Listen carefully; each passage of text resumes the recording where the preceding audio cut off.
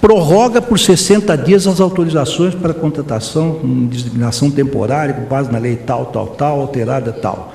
Depois uma outra lei complementar, que na verdade é um ato administrativo que prorroga novamente sem qualquer justificação. Ou seja, é um misto, enfim, de uma lei genérica com um ato administrativo qualificado, entre aspas.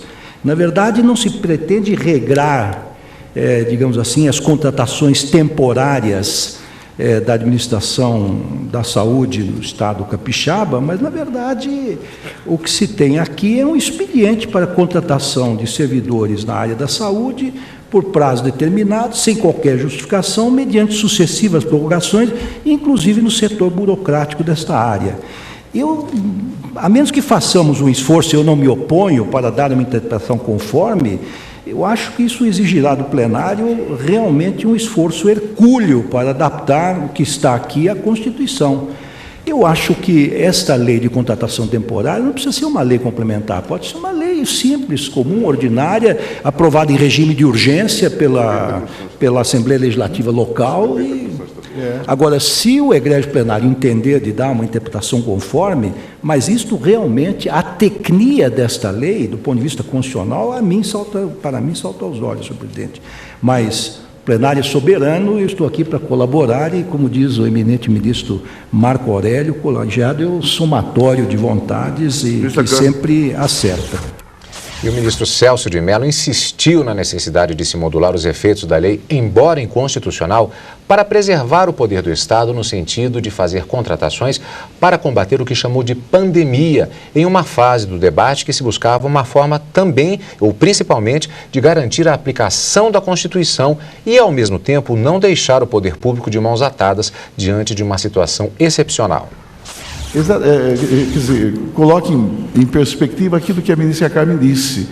Hoje, neste momento presente, a declaração de inconstitucionalidade, quer dizer, destituiria o poder público de um instrumento importante, exatamente no momento em que ele mais necessita de ações efetivas na área da saúde.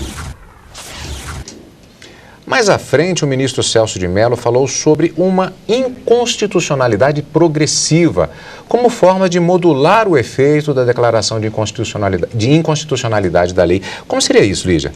Bem, a inconstitucionalidade progressiva seria uma questão excepcional, onde, por exemplo, uma norma que é inconstitucional, ela precisa ser mantida no ordenamento jurídico porque as circunstâncias fáticas justificam a manutenção desta norma. Então, por exemplo, foi como a ministra Carmen Lúcia disse, se o plenário do STF simplesmente declarar que a lei é inconstitucional, significa que o Estado não tem outra norma e não vai poder contratar temporariamente em situação nenhuma, a não ser que edite uma nova lei que trate das contratações temporárias.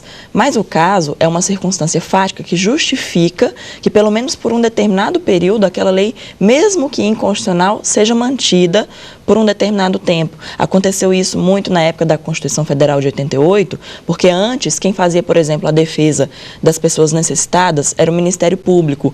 Aí veio a Constituição de 88 e diz que a Defensoria Pública é que seria a entidade, o instituto responsável para se fazer a defesa de necessitados, mas nem todas as comarcas possuíam Defensoria Pública. Então, o Ministério Público, por uma inconstitucionalidade progressiva, continuou fazendo a defesa daquelas pessoas necessitadas que não tinham acesso à Defensoria Pública, ou seja, uma norma que passou a ser inconstitucional, porque não foi recepcionada pela Constituição de 88, o Ministério Público não é órgão de defesa de pessoas necessitadas, mas teve que continuar fazendo por um determinado período até que fossem instaladas defensorias públicas naquela comarca. É a mesma situação agora. Se existe uma determinada gripe A que faz com que o Estado precise de pessoas trabalhando excepcionalmente na área da saúde, então melhor que não se declare inconstitucional a lei de imediato, ou seja, ela é inconstitucional, mas seus efeitos serão posteriores. A inconstitucionalidade será declarada de imediato, mas os efeitos só daqui a um determinado período determinado pelo Supremo. Bem, Lígia, vamos rever neste caso, então, o momento em que o ministro Celso de Mello fala a respeito da inconstitucionalidade progressiva no plenário do Supremo Tribunal Federal na última quarta-feira, dia 12 de agosto. essa situação de progressiva inconstitucionalização da lei. Como diz o eminente ministro Gilmar Mendes, em obra acadêmica, quer dizer, ao lado da lei constitucional, plenamente constitucional, e da lei totalmente inconstitucional, há um estágio intermediário, é o da lei ainda constitucional, mas vocacionada, em face desse processo de progressiva inconstitucionalização, a ser declarada no momento futuro, a ter, digamos, a sua ilegitimidade constitucional reconhecida, mas em face de uma circunstância, de fato, realmente extraordinária. E é um fato notório a pandemia que hoje já chegou ao Brasil e que, de certa maneira, declarada já a inconstitucionalidade, iria subtrair ao poder público no Estado do Espírito Santo um instrumento muito importante, no instante que mais necessário se faz, mais necessária se faz a intervenção do Estado na área da saúde, provendo serviços efetivos, porque a questão hoje é de saúde pública, e estaríamos atendendo, neste ponto, a uma exigência da Constituição, que é o da situação extraordinária a justificar o afastamento pontual da regra básica do concurso público. O debate continuou durante a sessão porque, se não havia dúvidas sobre a inconstitucionalidade da lei, o mesmo não se pode dizer sobre a modulação dos efeitos. Para o ministro Eros Grau, por exemplo, a pandemia, como chamou o ministro Celso de Mello, não justificaria uma flexibilização dos efeitos da inconstitucionalidade da lei. Me parece que a pandemia não deveria ser pretexto para justificar a inconstitucionalidade que há nesta lei. Ou seja, cumpriria a Corte, até com todos esses cuidados que já tivemos, para deixar bem claro que na situação de excepcionalidade haverá sempre, não apenas o poder, mas o dever do Estado de socorrer a população em defesa da saúde pública. Mas o que me parece é que nós não podemos, data feita de ministro Celso de Mello, usar desta situação excepcional para justificar a inconstitucionalidade que me parece flagrante na lei. E os debates, como já foi dito, eles continuaram. E, no final, houve um convencimento dos ministros sobre a possibilidade de se conceder um período de inconstitucionalidade progressiva para adaptação do Estado do Espírito Santo para esta questão legal sobre a possibilidade de contratação temporária.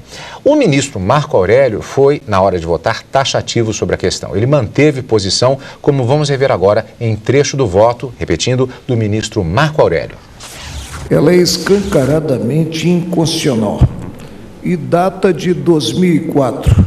Está a vigorar há mais de 5 anos.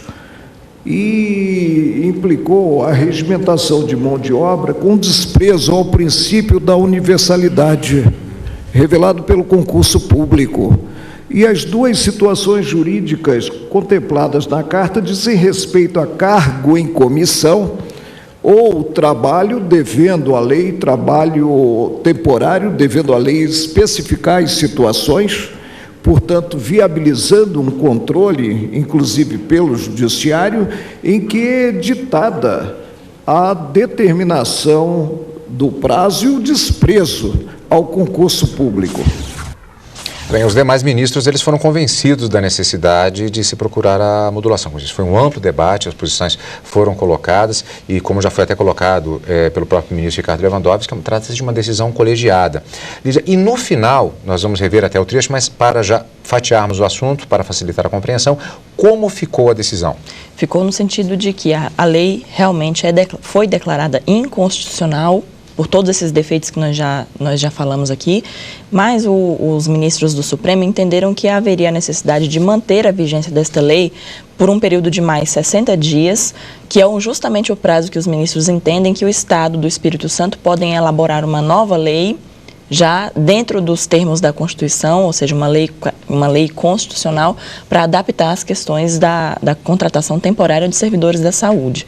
Então, ela é inconstitucional, mas vai continuar produzindo seus efeitos por mais 60 dias. Quer dizer, é como se fosse colocado diretamente para o Estado do Espírito Santo.